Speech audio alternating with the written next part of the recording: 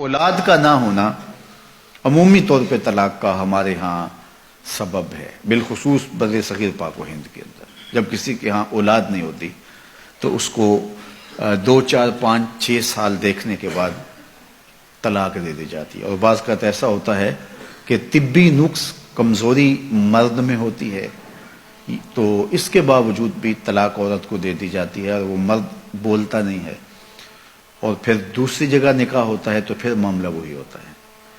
تو عورت بھی اس بات کی اجازت نہیں دیتی کہ اگر اولاد نہیں ہے تو میرا شوہر دوسری شادی کر لے، چونکہ اولاد کے حصول کی تڑپ یہ مرد کے عورت کے دل میں بڑی کثرت کے ساتھ پائی جاتی ہے۔ لیکن اگر یہ سمجھیں کہ اللہ کی مرضی ہوگی تو ہمیں نصیب ہوگی، نہیں مرضی تو کوئی بات نہیں ہے۔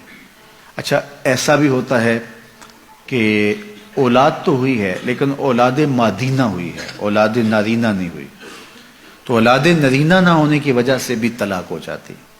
بعض لوگ تو اتنے گرے ہوئے ہوتے ہیں کہ بیٹی کے پیدا ہونے پہ منہ بسور لیتے ہیں، چلو پہلی بیٹی پہ کچھ گوارا کر لیا، اور اگر دوسری بیٹی پیدا ہوئی ہے تو پھر ان کے تیور ہی بدل جاتے ہیں۔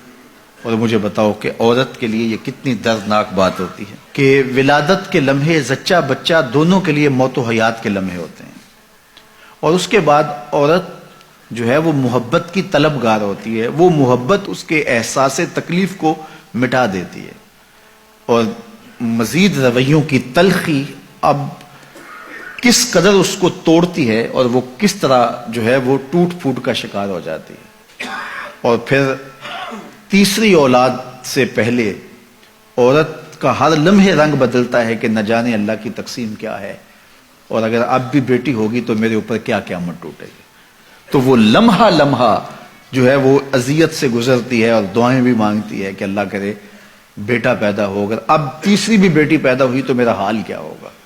اور اگر اس کے کانوں تک یہ خبر پہنچتی ہے کہ بیٹی ہوئی ہے تو پھر تو وہ کسی سے آنکھیں نہیں ملا سکتی، اور پھر جو دوسری بیٹے پر اتنا تلخ رویہ رکھے ہوئے تھے اب ان کا رویہ کتنا تلخ ہوگا اور کتنا کڑوا ہوگا، اور کن نفرتوں کا اس خاتون کو جو ہے وہ شکار ہونا پڑے گا۔ یہ اللہ کی مرضی ہے، جسے چاہے بیٹا دے، یہ اللہ کی مرضی ہے جسے چاہے بیٹی دے۔ عورت کے ساتھ جو نفرت کا اظہار کیا جا رہا ہے اصل یہ اپنے رب سے مقابلہ ہے۔ کسی کے ہاں اگر بیٹی پیدا ہوئی تو اس عورت کا قصور کیا ہے؟ ایک ذرے کے برابر بھی اس کا کوئی قصور نہیں ہے، تو پھر اس کا مطلب ہے اس پہ منہ بسورنا اور اس پہ نفرت کا اظہار کرنا یہ اپنے رب کی تقسیم پہ اعتراض ہے کہ اس نے ہمیں بیٹی کیوں دی ہے۔ تو اللہ بیٹی عطا کرے پھر بھی راضی ہو جاؤ، اللہ بیٹا عطا کرے پھر بھی راضی ہو جاؤ۔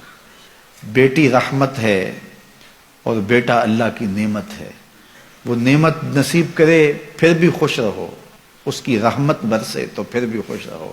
اگر بیٹی بری ہوتی اللہ اپنے محبوب کو 4 بیٹیاں عطا نہ کرتا۔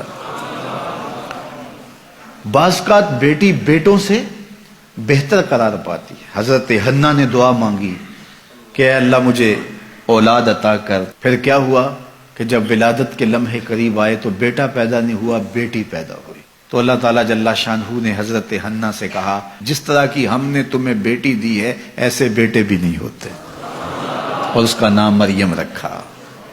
پھر اسی مریم سلام اللہ علیہا کے بطن سے حضرت عیسیٰ پیدا ہوئے۔ تو تھی بیٹی لیکن دیکھیے اللہ نے مرتبہ کیا دیا۔ تو یہ تو اللہ کو پتا ہے کہ تمہارے لیے تمہاری آخرت کی ضامنہ بن جائے وہ بیٹی، تمہاری دنیا کی عزت کا سبب بن جائے وہ بیٹی، تمہارے قرار باطن کا سامان بن جائے وہ بیٹی۔ بعض کا بیٹوں کی نافرمانی ماں باپ کی ساری عزت خاک میں ملا دیتے ہیں، اور بعض کا بیٹیاں انسان کو کہاں سے کہاں اٹھا کے لے جاتی ہیں۔ تو یہ اللہ کی مرضی ہے کہ وہ بیٹا عطا کرے، وہ اللہ کی مرضی ہے کہ وہ بیٹی عطا کرے۔